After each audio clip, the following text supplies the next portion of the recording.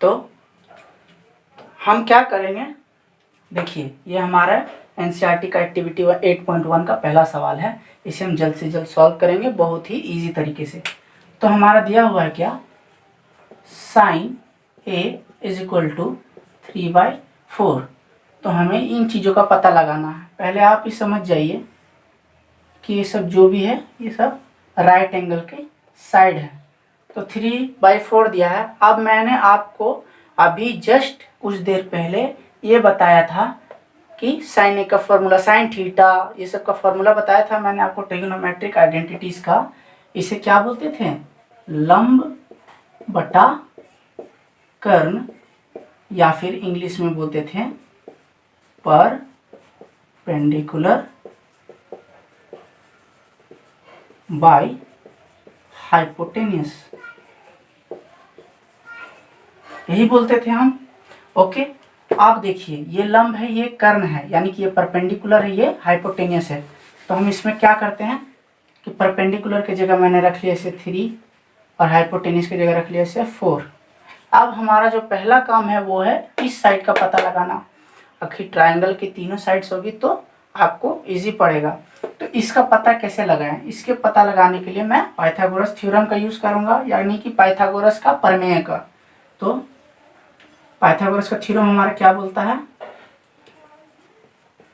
कर्ण का square is equal to लंब का स्क्वायर जोड़ आधार का स्क्वायर। इंग्लिश में बोलूं तो hypotenuse square is equal to perpendicular square plus base square. तो यहाँ देखिए ये क्या है, ये बेस है। बेस से पहले मैं वैल्यू बैठा लेता हूँ। कर्ण मतलब कि हाइपोटेन्यूस है हमारा कितना, 4। तो 4 का square is equal to P मतलब परपेंडिकुलर हमारा है 3 का होल स्क्वायर प्लस बेस हमें अननोन है, यानी कि पता नहीं है, तो इसे इसी तरह छोड़ देते हैं। 4 का स्क्वायर होता है 16, 3 का स्क्वायर होता है 9 प्लस बेस का स्क्वायर को इसी तरह से रहने देते हैं। देखिए कोई भी चीज़ बराबर के अगर एक पड़ जाती है तो उसका जो होता है साइन पूरी तरह से बदल जाता है। जैसे कि इसके आगे कुछ नहीं है, मतलब क्या है, प्लस है। अगर प्लस है, ये बराबर का लेफ्ट में जाएगा तो क्या हो जाएगा, इसके आगे क्या हो जाएगा, माइनस हो जाएगा, और ये अकेला राइट साइड में ही रह जाएगा। 16 में से 9 को घटाते हैं तो हमारा कितना आ जाता है, 16 में से 9 घटाने पर हमारा आ जाता है 7। ओके, तो यहाँ तक आप लोगों ने क्या देख लिया, 7 इज इक्वल टू बी, मतलब कि ये b का होल स्क्वायर है, b का whole square is equal to 7। उसके बाद b का whole square is equal to 7 को हम इस तरीके से भी लिख सकते हैं, b is equal to square है, इधर गया तो वो √7 हो गया। ओके, इतना दूर आपको समझ में आ गया। अब देखिए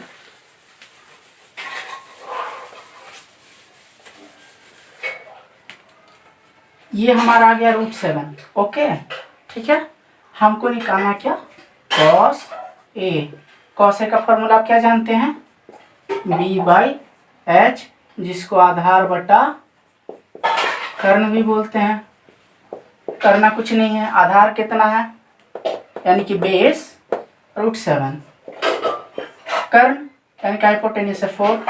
ओके, हो गया। कौन से हमारा tan a is equal to p/b होता है, लंब बटा आधार भी बोल सकते हैं आप इसे। लंब है हमारा 3, आधार है हमारा √7।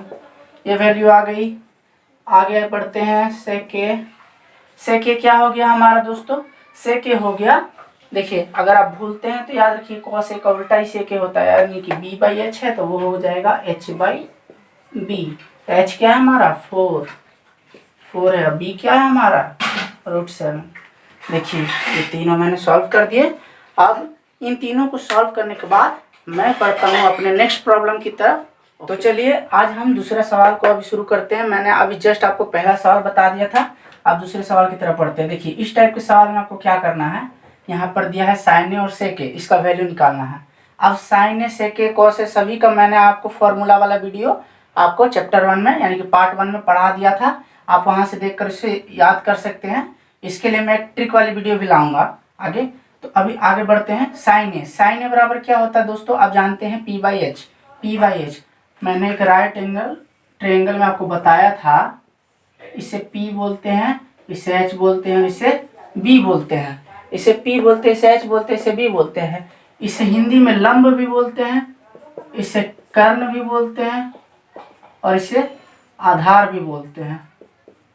मैंने आपको कल बता दिया था, ये लंब है, ठीक है।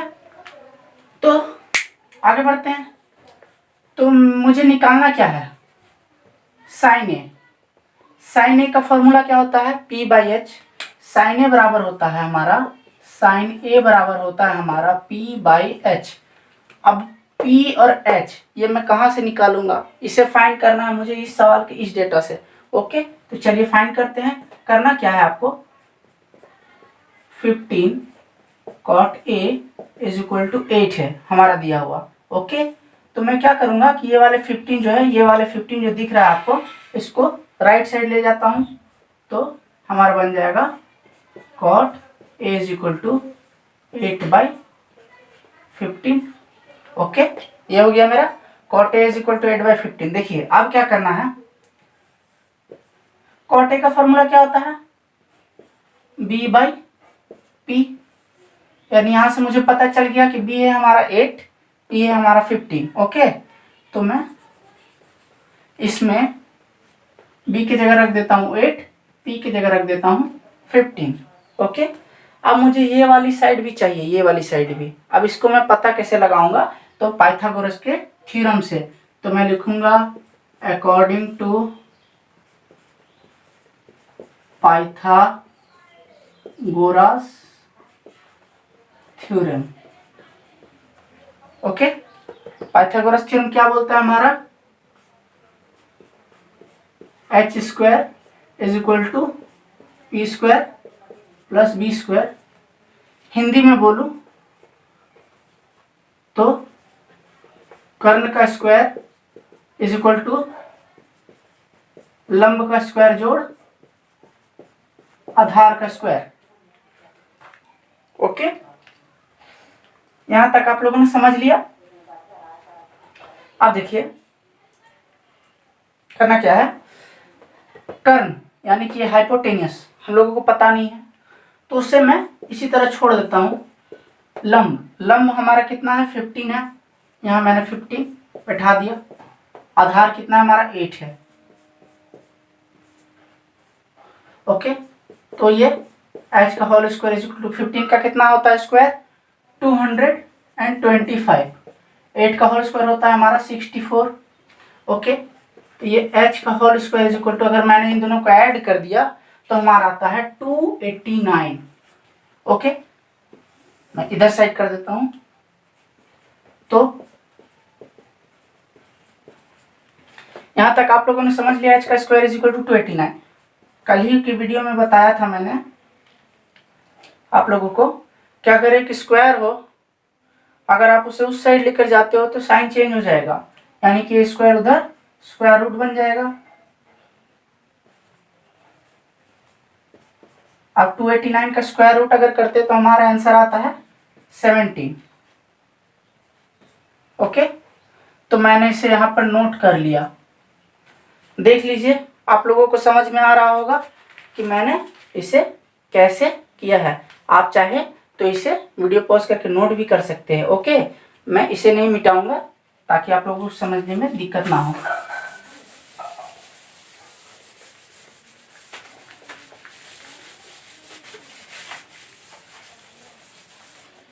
चलिए आगे बढ़ते हैं।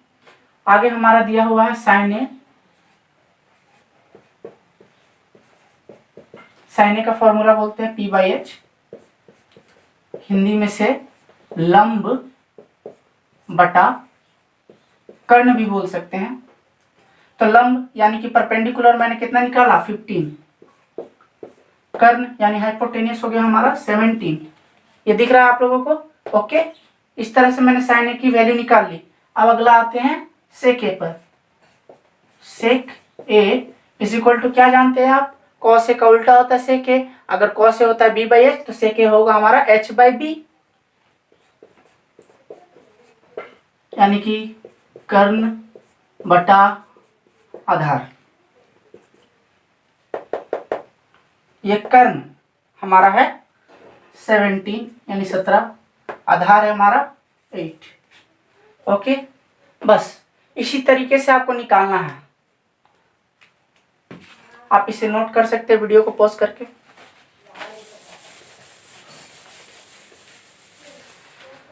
तो फ्रेंड्स, आप लोगों ने देखा कि कैसे इस टाइप के प्रॉब्लम्स को सॉल्व करते हैं। अगर आपको किसी भी ट्रिगोनोमेट्रिक आइडेंटिटीज का अगर पूछ ले वैल्यू कितना हो, अगर इस तरह से दिया हुआ हो, तो आपको करना कुछ नहीं है। पहला स्टेप है आप लोगों को इसे सिंप्लीफाई कर लेना है, जैसे कि कॉट ए का वैल्यू दिया हुआ हो या साइन ए का, इस तरह से। उसके बाद आपको पाइथागोरस का थ्योरम यानी कि पाइथागोरस का प्रमेय लगाना है।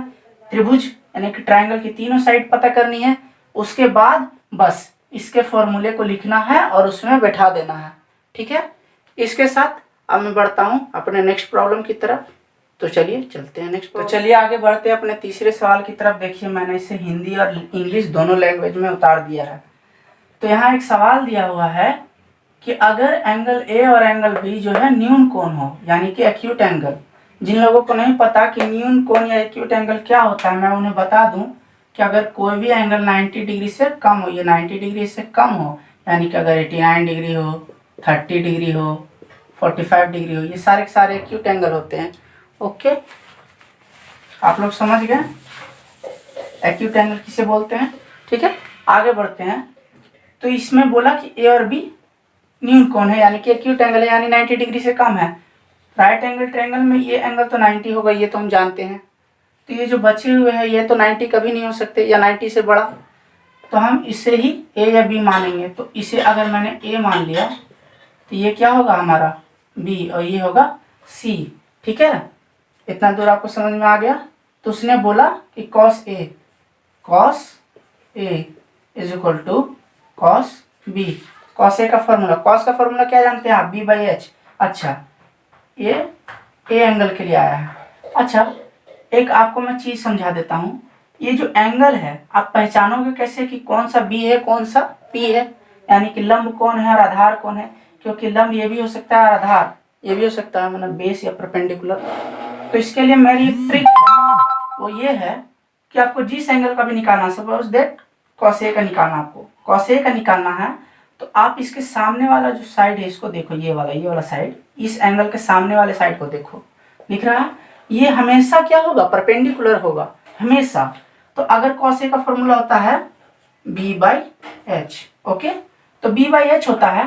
तो इसके लिए कॉस ए के लिए ये तो हो गया हमारा परपेंडिकुलर। तो जो बचा हुआ ये हिस्सा हमारा बेस है। बेस है तो बेस क्या है हमारा, ए सी है बेस। ओके, और ये वाला तो हमेशा एच रहेगा, इसे हम ए भी लिख लेते हैं। कॉस बी, कॉस का फॉर्मूला फिर से आ गया बी बाई एच, पर यहाँ इस एंगल का बात कर रहा है, इस एंगल का। ओके, जब इस एंगल का बात कर रहा है तो इसके सामने वाला क्या हो जाएगा हमारा, परपेंडिकुलर। यानी इस एंगल के लिए, ये कॉस बी के लिए, अब इस छोटे वाले एंगल का सामने वाला बन गया हमारा परपेंडिकुलर। तो ये जो है ये क्या बन गया, बेस। तो ये आधार बन गया। तो हम इसे लिख लेते हैं आधार बटे बी बाई एच, आधार बटे कर्ण। तो आधार हो जाता है हमारा बी सी, ये बी सी। ठीक है, कर्ण हो जाता है हमारा ए बी। यहां तक आप लोगों को समझ में आ गया। अब देखिए ए बी सेम है, कट गया। तो लिख सकते हैं हम ए सी बराबर बी सी। यहां तक आप लोगों को समझ में आ गया। इसका मतलब क्या है, इसका मतलब ये है, इसका मतलब ये है कि अगर मैं इस राइट एंगल ट्रायंगल की बात करूं जिसका नाम है ए बी और सी, तो ये A C is equal to B C, यानी कि ये वाली साइड और ये वाली साइड आपस में क्या है, बराबर है। मान लो ये 5 सेंटीमीटर है तो ये भी 5 सेंटीमीटर है।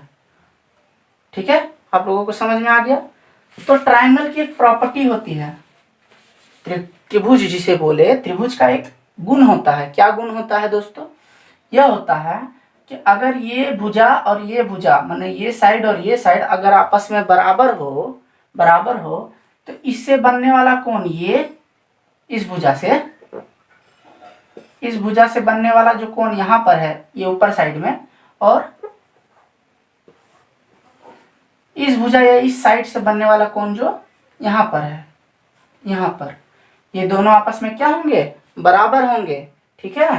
तो ये साइड अगर ये साइड बराबर हुई तो ये एंगल बराबर होगा। अच्छा, यहाँ तो हमने प्रूफ कर दिया, देख लीजिए आप अपनी आंखों से देख सकते हैं, ये side AC is equal to BC हमने यहाँ पर प्रूफ कर दिया। तो प्रूफ कर दिया तो इसका मतलब ये angle A is equal to angle B भी बराबर होगा, और ये इस तरह से प्रूव हो गया। ओके, आप लोगों को समझ में आ रहा है, आप इसे नोट कर सकते हैं वीडियो को पॉज करके। तो चलिए अब बढ़ते हैं हम अपने अगले सवाल की तरफ। तो चलिए बढ़ते हैं अपने नेक्स्ट प्रॉब्लम की तरफ। यहाँ पे मैंने लिख दिया है प्रॉब्लम को, यहाँ पर दिया है cot theta is equal to 7/8 हो तो हम लोगों को क्या साबित करना है, ये वैल्यू और ये वैल्यू इक्वल है आपस में। देखिए कैसे बनाएंगे इस सवाल को, मैंने पहले लिख लिया cot theta is equal to 7/8। इसका फॉर्मूला cot थीटा का आप क्या जानते हैं, बेस बाय परपेंडिकुलर, या फिर हिंदी में आधार बटे लंब। तो फिर से एक राइट एंगल ट्रायंगल ड्रॉ करेंगे। इसमें हमारा बेस यानी आधार कितना है, 7 है, लंब यानी कि परपेंडिकुलर कितना है, 8 है। हमें ये हाइपोटेनस यानी कर्ण निकालना है। सेम फॉर्मूला पाइथागोरस लॉ लगाएंगे, तो लिख देंगे अकॉर्डिंग टू पाइथागोरस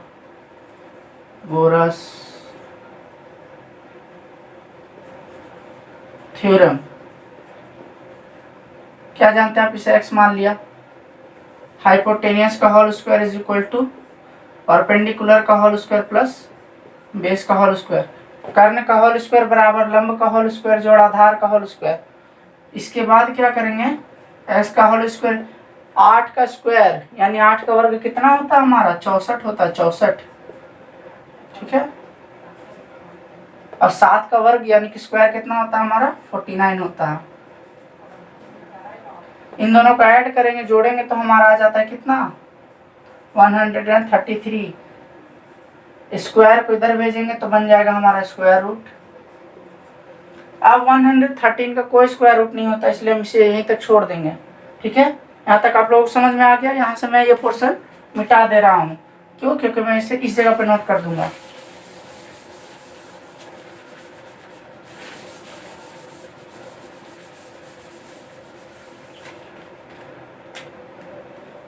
तो ये आ गया हमारा रूट अंडर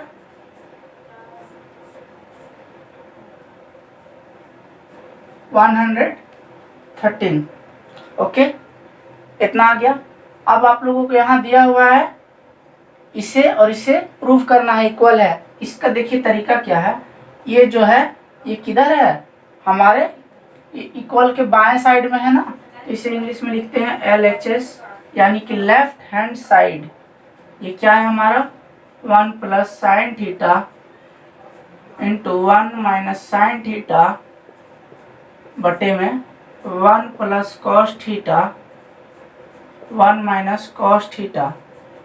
तो 1 प्लस साइन थीटा बराबर क्या होता है, साइन थीटा में यहाँ लिखता हूँ, साइन थीटा बराबर क्या होता है, P/H यानी कि लंब बटे कर्ण।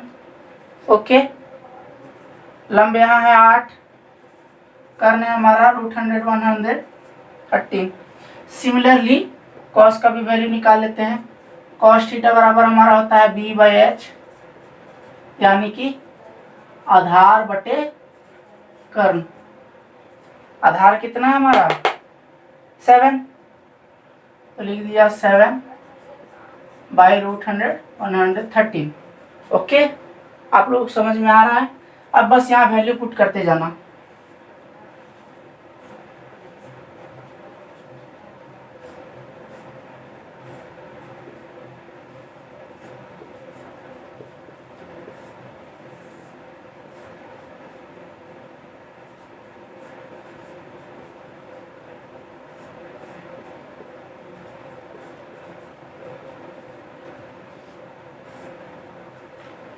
यहाँ तक समझ गए, क्या किया मैंने, ये 1 था, 1 लिख दिया, प्लस साइन थीटा का वैल्यू मैंने लिख दिया, 1 माइनस साइन थीटा का वैल्यू लिख दिया, 1 लिख दिया, प्लस लिख दिया कॉस थीटा का वैल्यू, 1 माइनस कॉस थीटा का वैल्यू लिख दिया। इसके बाद क्या करेंगे,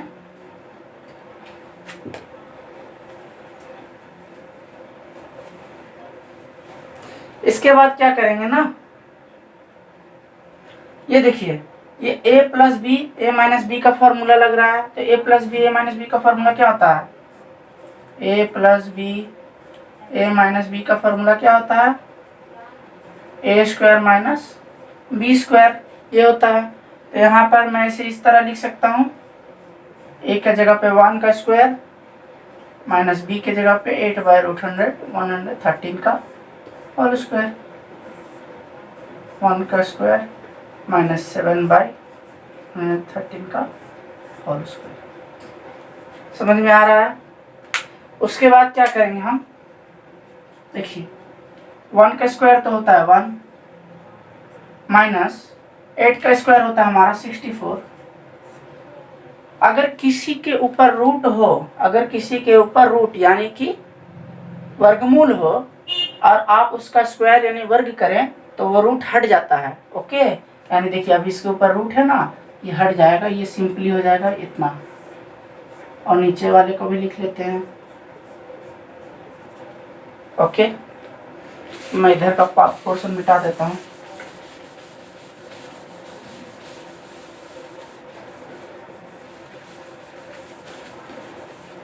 देखिए ये हो गया। ये आप जानते क्या है, भिन्न का जोड़ घटाव बोल सकते हैं इसे, ये भिन्न का घटाव है। ठीक है, मैं करता हूँ, इसे इससे गुना किया और इसमें घटा देंगे, तो 113 को 1 से गुना करेंगे तो आएगा हमारा 113 माइनस 64 और डिवाइड में 113। नीचे वाले को करते हैं, 113 को 1 से गुना किया तो कितना आया 113 माइनस यहाँ पर कितना आया 7 बाई में 113। ओके, देखिए दोनों में 113 नीचे में है, कट जाएगा। 113 में से 64 घटाएंगे तो कितना आ जाएगा, ये हो जाएगा आपका 13 में 4 गए 9, 10 में 6 गया 4 49। और अगर इसको घटाएंगे तो कितना आ जाएगा, 13 में 7 गया 6 और यहाँ कुछ गलती हो रही है, ओह सॉरी, मैं उस समय स्क्वायर करना भूल गया था। जब मैंने यहाँ पे 7 का स्क्वायर लिखा था तो मैं भूल गया था, ये एक्चुअली 49 है। ओके, कोई दिक्कत नहीं ना है, ठीक है। अब इसे भी घटाएंगे तो 13 में से 9 गया, कितना आ गया 4 आ गया, और 10 में से 4 गया 6। ओके, आप लोग समझ में आ रहा होगा। देख लीजिए एक बार बोर्ड पर अच्छी तरह से क्या किया मैंने। अगर आपको किसी जगह पे दिक्कत होती है, तो आप वीडियो को रिपीट करके भी देख सकते हैं। ओके, यहाँ से मैंने क्या निकाल लिया, ये जो LHS का वैल्यू था ये आ गया हमारा 49/64। आप लोगों ने देख लिया, चलिए ठीक है।